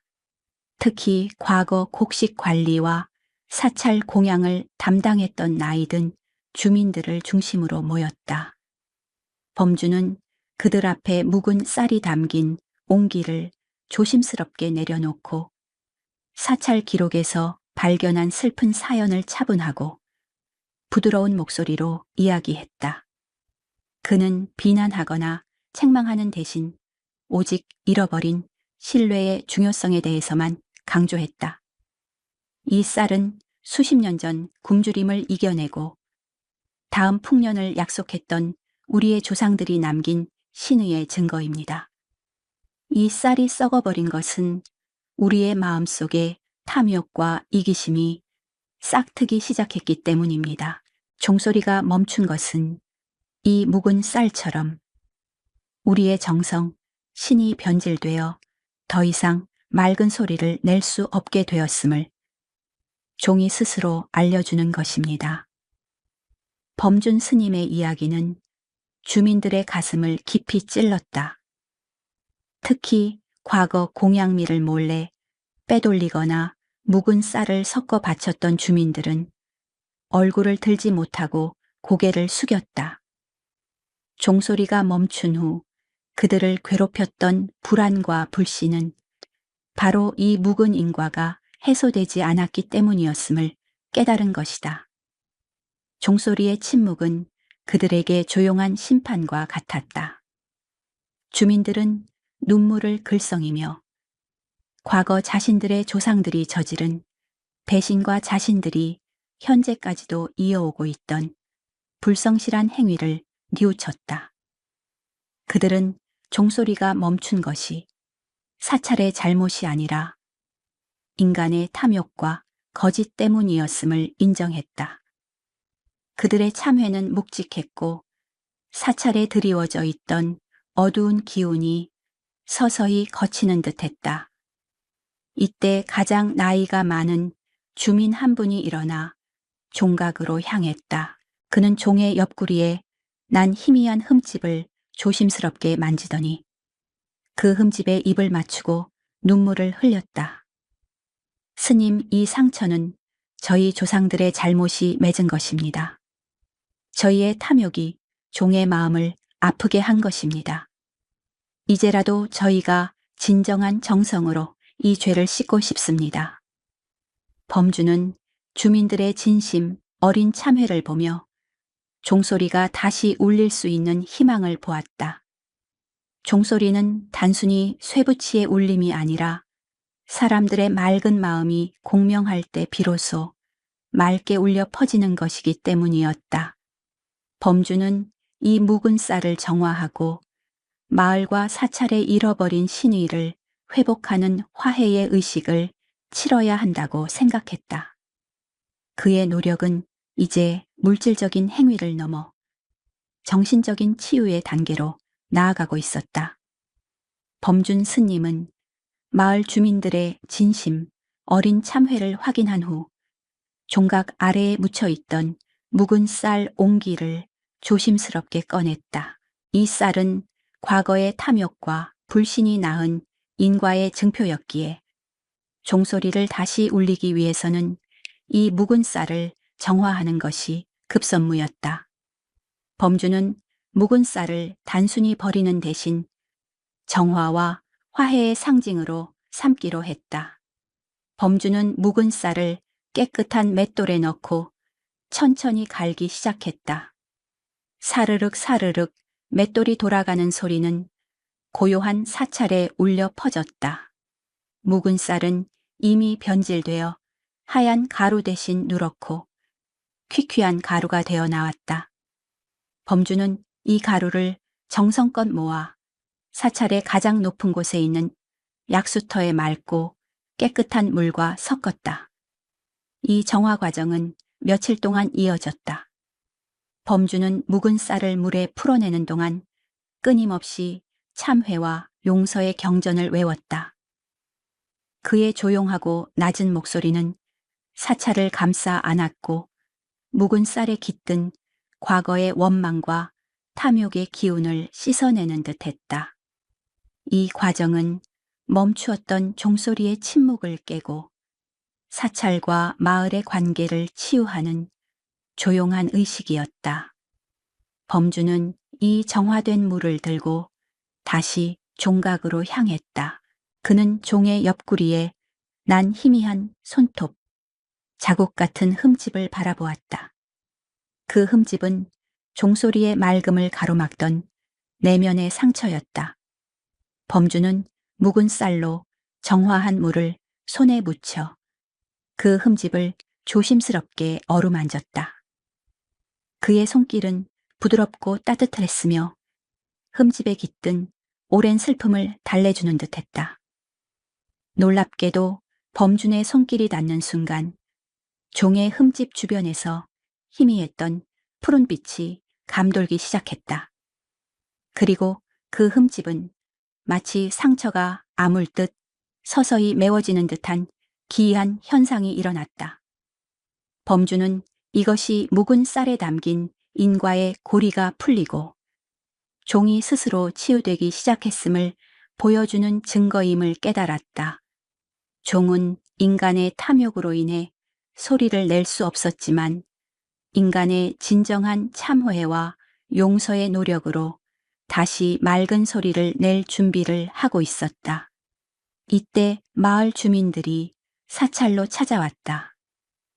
그들은 범준의 정화의식을 돕고 과거의 죄를 함께 뉘우치고자 했다.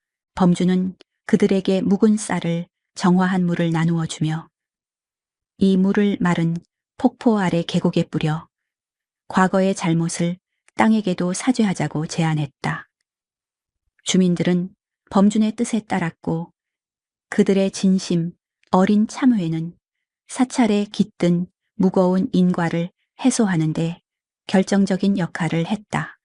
종소리의 부활은 이제 공동체의 화해라는 숭고한 목표를 눈앞에 두고 있었다.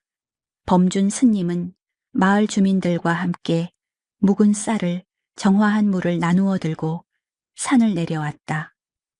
그들은 과거 사찰에 대한 탐욕으로 인해 메말랐던 계곡과 논밭에 조심스럽게 물을 뿌리며 과거의 배신과 이기심을 땅에게도 사죄했다. 주민들의 눈빛은 진지했고 그들의 조용한 발걸음과 참회하는 마음은 황량했던 땅에 새로운 생기를 불어넣는 듯했다. 이 의식은 사찰과 마을 사이에 잃어버렸던 신의를 회복하는 숭고한 행위였다. 참회의 의식이 끝난 후 주민들은 다시 사찰로 돌아와 종각 앞에 모였다. 범주는 묵은 쌀의 정화와 주민들의 진심 어린 참회가 종소리의 침묵을 깨는 마지막 열쇠가 되기를 기원했다. 그는 종의 옆구리에 난 흠집을 마지막으로 어루만졌다. 흠집은 이제 육안으로는 거의 보이지 않을 만큼 미세해져 있었다. 종소리가 멈춘 인과는 인간의 용서와 화해를 통해 해소된 것이다.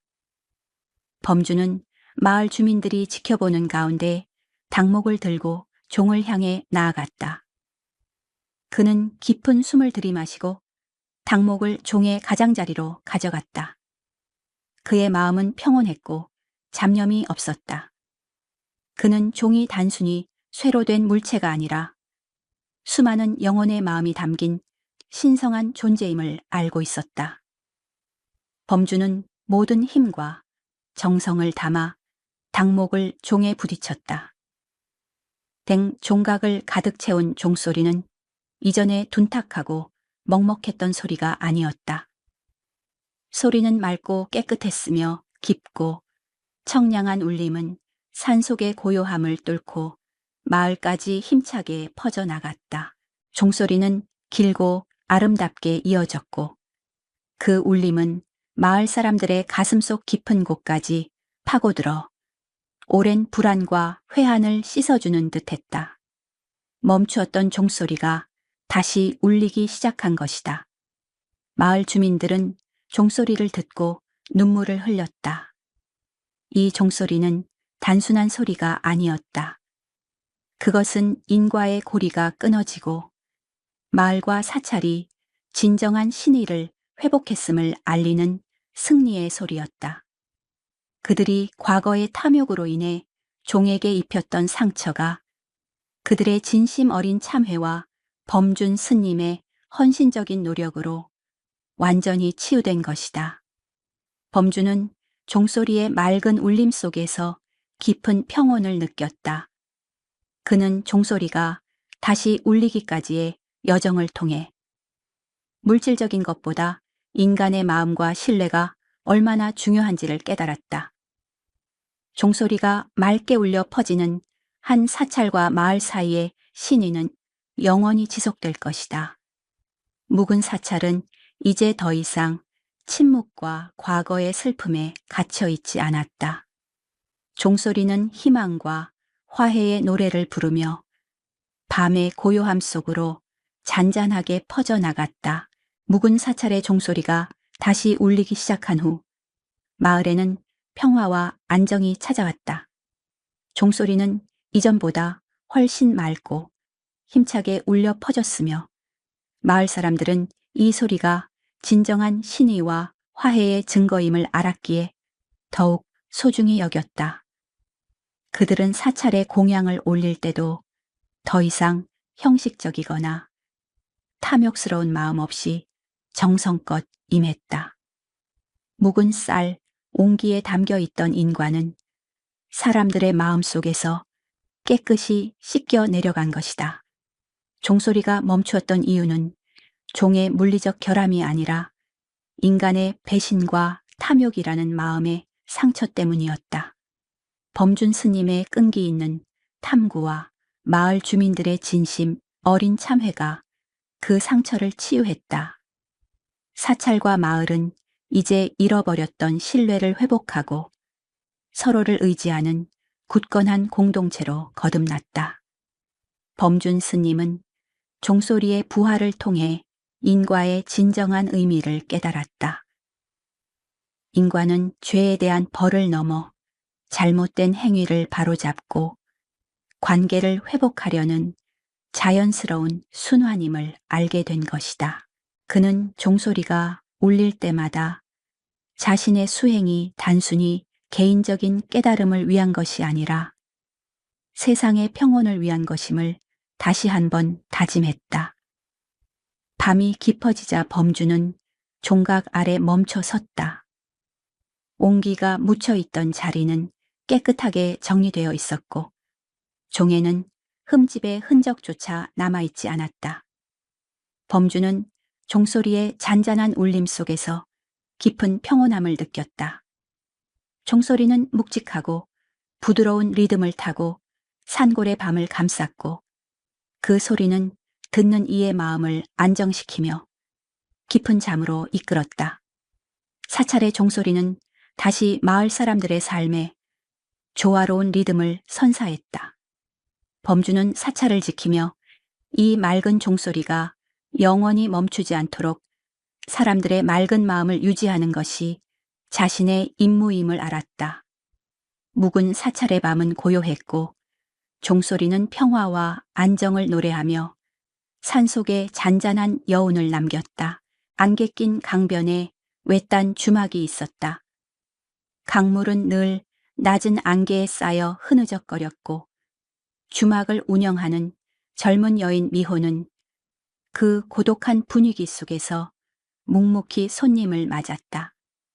주막 뒤편에는 오래전 문을 닫은 낡은 약재상 창고가 붙어 있었다. 창고는 인적이 끊긴 지 오래되어 묵은 나무 냄새와 먼지로 가득했지만 밤이 되면 기이한 현상이 일어났다. 해가 지고 강변의 안개가 가장 짙게 드리울 무렵 폐쇄된 약재상 창고에 작은 창문 틈으로 희미한 등불 빛이 새어나오곤 했다. 등불은 분명 사람이 켠 것이 아님에도 불구하고 매일 밤 정확한 시간에 켜졌다. 미호는 처음에는 우연이라고 생각했지만 등불은 창고 내부를 따라 아주 느리고 일정한 리듬으로 천천히 움직였다. 마치 보이지 않는 누군가가 등불을 들고 창고 안을 서성이는 듯 했다. 마을 사람들은 그것이 사라진 약재상의 그림자, 즉 미련에 갇힌 넋이라고 수군거렸다. 약재상은 몇 해 전 홀연히 사라졌고 그가 남긴 창고는 그대로 봉인되어 있었다. 미호는 그저 무서워하기보다는 그 기이한 등불빛에 어떤 간절한 사연이 담겨 있음을 직감했다. 밤마다 등불을 켜는 사라진 약재상의 그림자는 미호의 평온한 일상 속에 미스터리한 호기심을 불어넣었다. 그녀는 그 등불 빛이 가리키는 곳에 어떤 비밀이 숨겨져 있을지 궁금했다. 미호는 밤마다 약재상 창고에서 새어나오는 등불빛을 관찰하며 밤잠을 설치기 시작했다. 강변의 안개가 짙게 깔릴수록 등불빛은 더욱 희미하고 신비롭게 보였다. 등불은 사람이 들고 걷는 것처럼 일정한 높이와 속도를 유지하며 창고 안을 움직였다. 빛은 창문 틈을 따라 천천히 오른쪽에서 왼쪽으로 다시 왼쪽에서 오른쪽으로 이동했다. 그 움직임은 매우 느리고 신중했으며 마치 무언가를 찾고 있거나 혹은 어떤 작업을 반복하는 듯했다. 미호는 그 움직임을 따라 창고 벽에 귀를 대보았다. 창고 안에서는 등불이 움직일 때 외에는 아무 소리도 들리지 않았다. 사각사각 혹은 달그락달그락 하는 물건 움직이는 소리가 들릴 법도 했지만 오직 정적과 등불의 희미한 빛만이 존재했다. 이 고요함이 미호를 더욱 기이하게 만들었다. 등불은 존재하지만 그 등불을 들고 있는 주체의 움직임은 소리가 없는 그림자 같았다. 등불이 창고 안에 특정 선반 앞에서 잠시 멈춰 섰을 때 미호는 창고 문틈으로 아주 희미한 약자의 냄새가 새어나오는 것을 느꼈다. 냄새는 강하지 않았고 오래되어 묵은 듯한 약재 특유의 쌉싸름하고 건조한 향이었다. 미호는 그 냄새가 등불이 멈춘 선반에 보관되어 있던 약재에서 풍기는 것임을 직감했다. 등불을 켜는 사라진 약재상의 그림자가 밤마다 자신의 일을 반복하고 있는 것일까? 마을에 떠도는 소문에 따르면 사라진 약재상은 강변 주막 옆에서 약방을 운영하며 마을 사람들의 병을 돌보았다고 했다. 그는 성실하고 정직했으나 어느 날 꼭 전해야 할 귀한 약재를 구하러 먼 길을 떠난 후 연경 돌아오지 않았다고 한다. 사람들은 그가 험한 길에서 사고를 당했을 것이라 추측했고 약재상 창고는 그대로 봉인되었다. 미호는 그 약재상이 미처 끝내지 못한 일, 즉 전하지 못한 약재에 대한 미련 때문에 그의 넋이 밤마다 등불을 켜고 창고를 서성이는 것이라 생각했다. 미호는 낡은 자물쇠가 걸려있는 창고문에 기대어 밤새도록 등불의 움직임을 관찰했다. 등불이 움직이는 일정한 리듬은 마치 숨겨진 지도처럼 보였다. 등불이 멈추는 지점, 등불의 빛이 가장 밝게 흔들리는 지점. 이 모든 움직임에는 약재상의 마지막 의도가 담겨 있을 터였다. 미호의 호기심은 이제 단순히 기이한 현상에 대한 궁금증을 넘어 사라진 약재상의 미완의 사연을 풀어주려는 헌신으로 변하고 있었다. 밤마다 켜지는 등불은 고요한 강변 마을의 어둠 속에서 유일하게 움직이는 희망의 불씨처럼 느껴졌다. 미호는 그 등불 빛에 잠을 잊고 집중했다. 미호는 밤마다 약재상 창고에서 켜지는 등불의 움직임에 얽힌 비밀을 풀기 위해 강변 나루터를 지키는 뱃사공을 찾아갔다.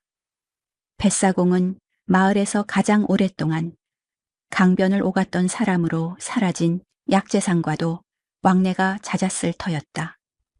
뱃사공은 나룻배를 엮고 있다가 미호의 질문을 듣자 잠시 손을 멈추고 강물 위로 시선을 던졌다. 강물은 안개에 쌓여 고요했고 그 고요함 속에서 뱃사공의 목소리가 낮게 울렸다. 약재상이라. 그는 참으로 성실하고 마음씨 고운 사람이었지. 이 주막 옆에서 약방을 차리고 가난한 사람들에게도 값을 깎아주곤 했으니. 하지만 그에게도 미처 끝내지 못한 무거운 짐이 있었소. 뱃사공은 약재상이 사라지기 직전 매우 초조해하며 나루터를 찾았던 일을 회상했다.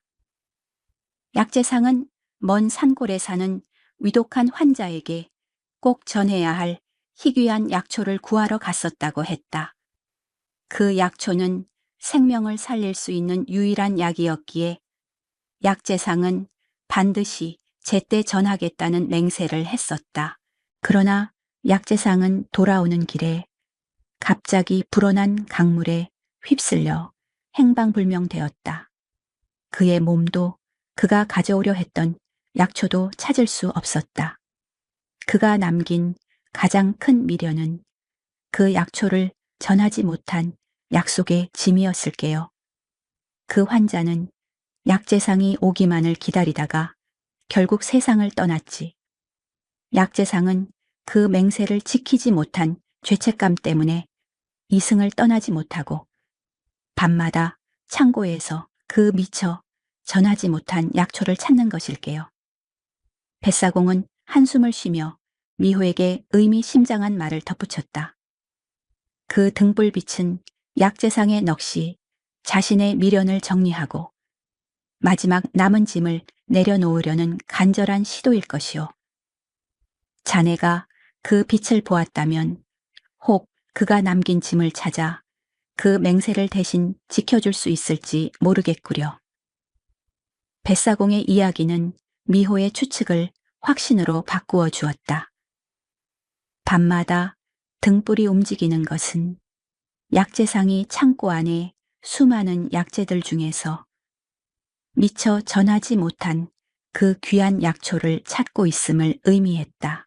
집신이 걸어간 길이 주인의 약속을 완수하려 했던 것처럼 등불 그림자 역시 약재상의 미완의 헌신을 완수하려 애쓰는 기이한 행위였다. 미호는 뱃사공에게 감사를 표하고 주막으로 돌아왔다. 그녀는 더 이상 무서워하지 않았다. 대신 약재상의 간절한 넋을 안쓰럽게 여겼다. 그녀는 약재상의 창고로 다가섰다. 낡은 창고 문틈으로 희미하게 약재 냄새가 새어나왔다. 미호는 이 밤에 그 약재상의 그림자가 창고 안에서 또다시 등불을 켜고 있을 것을 상상했다. 그녀는 이제 단순한 관찰자가 아니라 약재상의 마지막 미련을 해소해줄 조력자가 되어야 함을 깨달았다. 등불빛에 깃든 약재상의 간절한 염원이 미호의 마음을 움직였다. 뱃사공의 이야기를 들은 후 미호는 더 이상 기다릴 수 없었다. 그녀는 낮 동안 창고에 잠긴 자물쇠를 살필 도구를 찾아내 밤이 되기 전 몰래 약재상 창고 안으로 들어가기로 결심했다. 창고의 자물쇠는 낡고 녹슬어 있었지만 미호는 조심스럽게 그것을 풀어냈다. 삐걱거리는 소리와 함께 창고 문이 열렸고 미호는 호롱불을 들고 묵은 약재 창고 안으로 발을 들여놓았다. 창고 안은 약재 특유의 건조하고 쌉싸름한 냄새로 가득했다. 사방에는 먼지가 두껍게 쌓여 있었고 낡은 나무 선반에는 수많은 약자의 주머니와 포장들이 가지런히 놓여 있었다. 미호는 낮 동안 등불 그림자가 밤마다 서성이는 구역을 중심으로 탐색을 시작했다.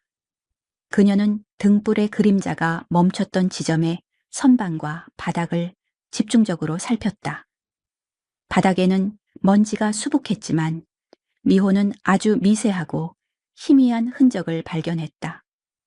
그것은 발자국이 아니라 마치 작은 바퀴가 굴러간 듯한 둥근 흔적과 손가락 끝으로 무엇인가를 끌고 다닌 듯한 미세한 선이었다. 이 흔적들은 밤마다 등불을 켠 채 보이지 않는 약재상의 그림자가 약재를 개량하고 운반했던 흔적처럼 보였다. 그림자는 밤새도록 자신의 미완의 일을 반복하며 미처 전하지 못한 약재를 찾고 있었던 것이다. 미호는 그 흔적을 따라 선반의 약자의 주머니들을 살폈다. 모든 주머니에는 정갈하게 약재의 이름이 쓰여 있었고 약재들은 잘 보존되어 있었다. 하지만 등불 그림자가 가장 오래 머물렀던 선반의 중앙 칸은 다른 칸들과 달리 먼지가 살짝 걷혀 있었다. 마치 누군가 매일 밤 그곳을 만진 듯한 흔적이었다. 미호는 이 흔적이 밤의 등불 그림자가 남긴 것임을 확신했다. 그리고 그 순간 미호의 눈앞에 기이한 광경이 펼쳐졌다. 어둠이 완전히 거치지 않은 창고 안등불을 들지 않은 채 희미하게 일렁이는 그림자가 보였다.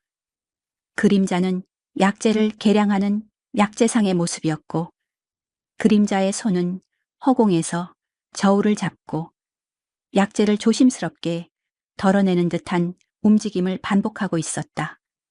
이 그림자는 낮에 창고에 숨어든 미호를 의식하지 못하는 듯 오직 자신의 미련에 갇혀 밤의 일을 반복하고 있었다.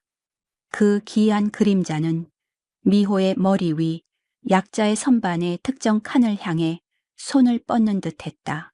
미호는 그림자를 피해 조심스럽게 그 칸을 살펴보았다.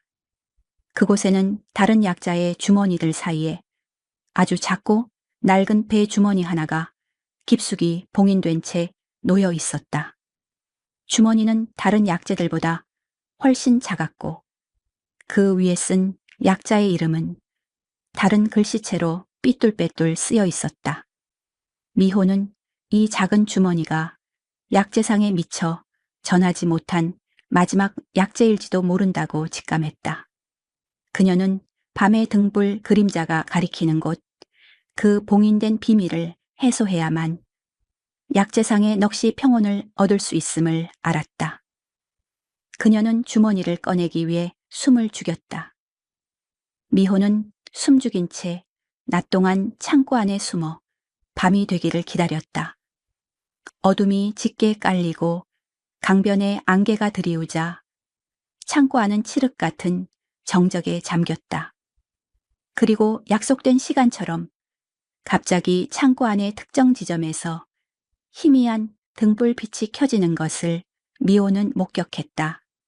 등불은 허공에 떠 있는 듯 했고 보이지 않는 그림자가 등불을 들고 천천히 움직이기 시작했다. 등불의 그림자는 낮에 미호가 보았던 낡은 약재의 선반을 향해 다가왔다.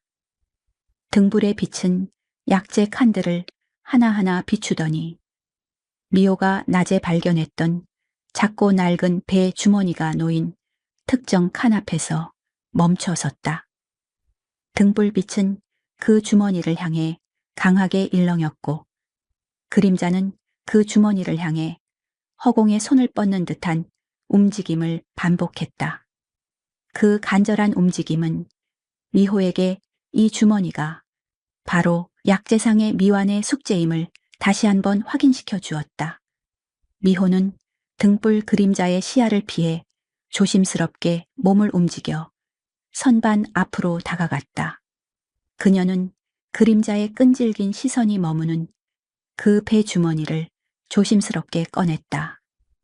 주머니는 다른 약재들과 달리 얇은 실로 단단하게 봉인되어 있었고 표면에는 곰팡이가 피어 있었다. 미호가 주머니를 손에 쥐는 순간 등불의 빛이 갑자기 격렬하게 흔들리기 시작했다.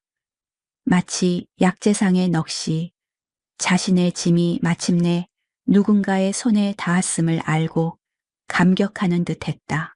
미호는 등불의 그림자를 피해 창고 구석으로 물러나 호롱불 아래 주머니에 봉인을 풀었다.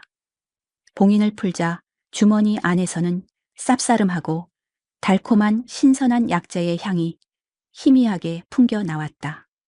주머니 안에는 다른 약재들과 섞이지 않은 채 단 하나의 희귀한 약재와 함께 바싹 마른 편지 한 장이 들어 있었다. 편지는 약재상이 사라지기 직전 급하게 쓴 듯 글씨체가 흐트러져 있었다.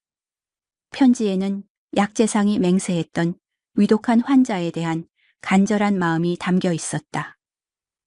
약재상은 목숨을 걸고 약초를 구했지만 돌아오는 길에 강물에 휩쓸릴 위험을 감지하고 이 귀한 약재만은 창고의 비밀 칸에 봉인하여 언젠가 누군가에게 발견되어 환자에게 전달되기를 기원했던 것이다. 약재상은 강물에 휩쓸리기 직전 자신이 미처 지키지 못할 약속에 대한 미련을 이 등불과 약재에 불어넣어 남겼던 것이다. 놀랍게도 주머니 안의 약재는 세월의 흐름에도 불구하고 전혀 변질되지 않고 마치 갓 캔 것처럼 신선함을 유지하고 있었다. 이것은 약재상의 간절한 염원이 이 약재를 영원히 보존했음을 의미했다. 약재상이 밤마다 등불을 켜고 창고를 서성였던 것은 이 봉인된 약재의 존재를 누군가에게 알려주려는 필사적인 시도였던 것이다.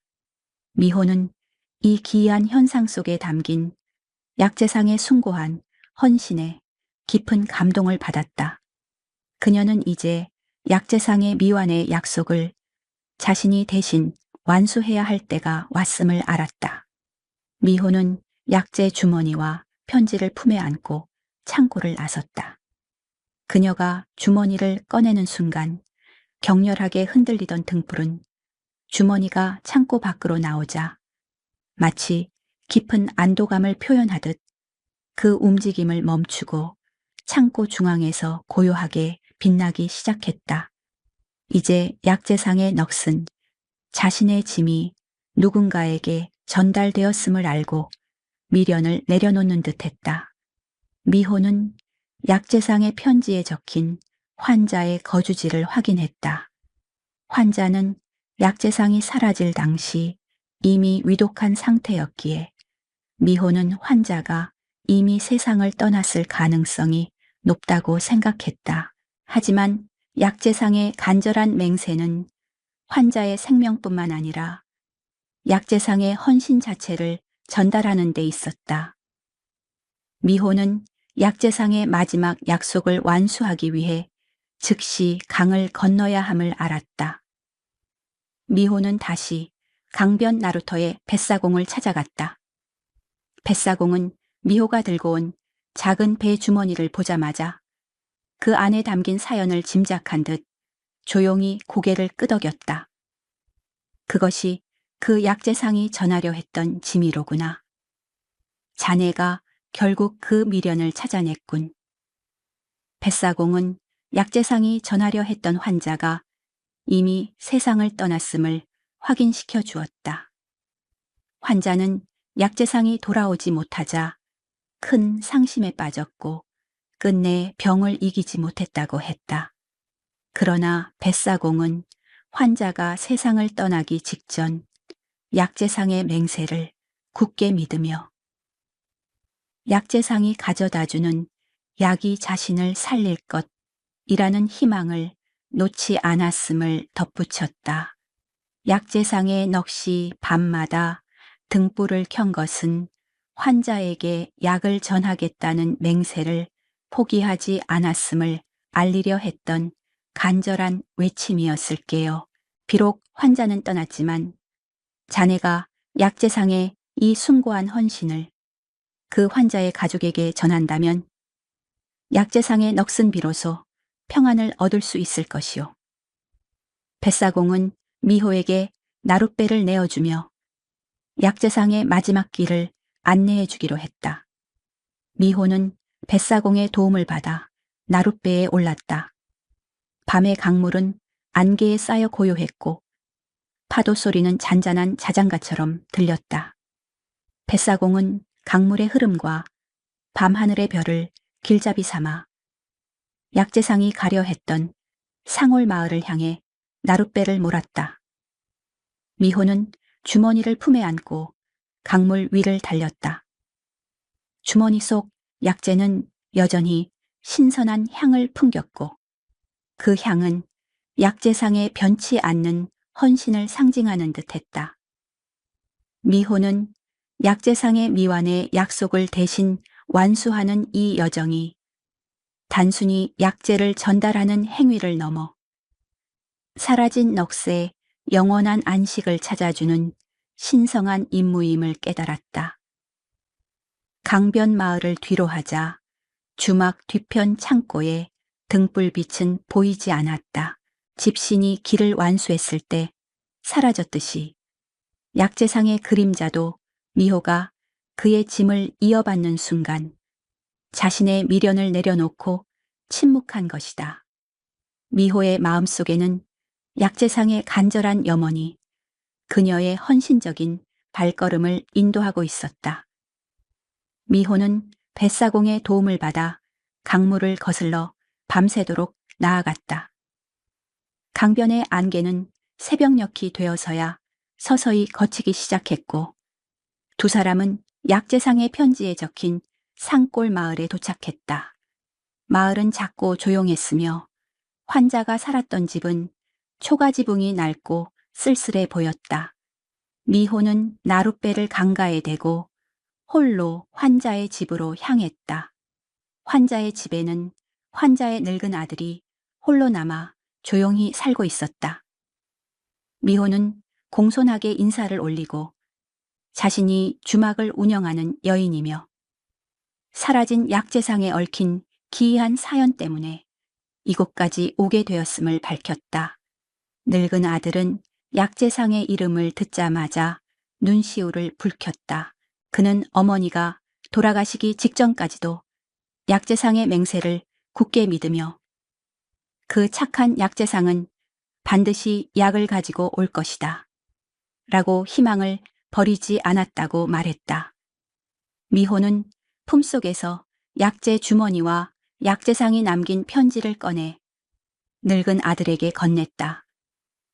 늙은 아들은 바싹 마른 편지를 펼쳐 읽었고 편지에 담긴 약재상의 마지막 헌신과 슬픔을 깨닫고 오열했다. 주머니 안의 약재는 여전히 신선했고 그 향은 방 안을 가득 채웠다.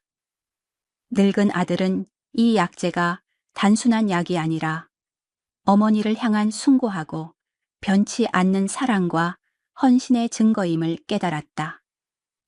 어머니가 세상을 떠났음에도 불구하고 약재상의 맹세는 결국 지켜진 것이다. 미호는 늙은 아들에게 이 약재가 약재상의 미련을 풀고 영혼의 평안을 찾게 할 마지막 짐임을 설명했다. 늙은 아들은 약재상의 간절한 마음을 깊이 이해하며 어머니의 묘지에 이 약재를 바치고 싶다고 말했다. 미호는 늙은 아들을 따라 산속의 작은 봉분으로 향했다. 봉분 앞에 도착하자 늙은 아들은 약재의 주머니를 조심스럽게 열고 그 약재와 편지를 어머니의 무덤 앞에 정성껏 내려놓았다. 그리고 눈을 감고 조용히 약재상의 헌신과 어머니의 평안을 기원했다. 미호는 그 옆에서 묵묵히 서 있었다. 그 순간 주변의 공기가 맑아지고 따뜻한 기운이 감도는 것을 미호는 느꼈다.